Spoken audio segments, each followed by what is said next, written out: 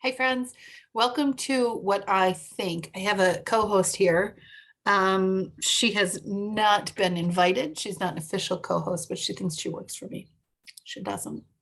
Um, anyway, tonight's topic is kind of about me thinking I know something that I don't.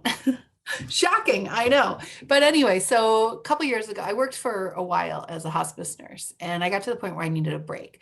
And so I left that job and found another one working in um, research, infectious disease research. And I was like, oh, yeah, I'm going to like this. I love immunology. I'm going to learn so much. It's going to be so interesting. That was in December of December 2019. And about 5 minutes later, it felt like 5 minutes later, COVID happened. And we were in the middle of a pandemic. And look who's working at an infectious disease research facility. And so here I am knee deep in COVID research. Anyway, that's not the point of the story. That's just to set up where I was. So I worked at this in this research unit, and everybody I worked with was pretty darn serious. There wasn't a ton of socializing. It seemed like a lot of black and white thinking. People were detail oriented. Um, really, yeah, really kind of like yes or no. And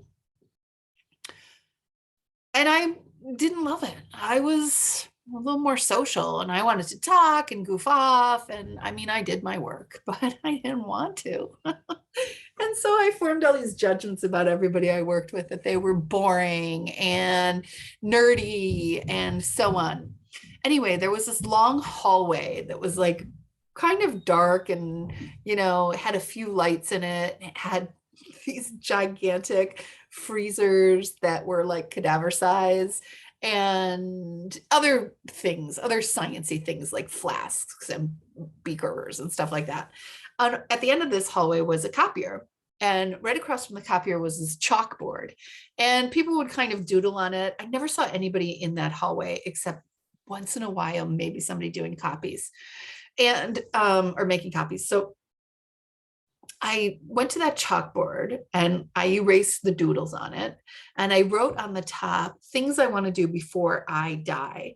And I numbered it 1 to 26, like 1 through 13, 14 through 26. And to get it started, I put go to New Zealand, because I've always wanted to go to New Zealand and I never have.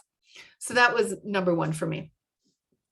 And I just left it there. And I was like, I bet none of these people are going to write anything.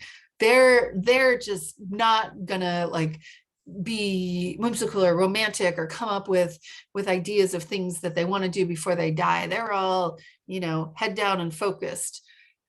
Anyway, every once in a while I'd walk down that hall and I'd see one or two things were added. And one day I came down the hall and the whole chalkboard was full. Not only was it full, but people had added things that there wasn't enough space. Like they wrote up in the margins and the borders of the chalkboard. This is terrible co-hosting. This is terrible co-hosting. I'm sorry, terrible. It had written in the chalkboard other things, like they filled it to overflowing. There was something written everywhere. And I was so pleased. My heart was full.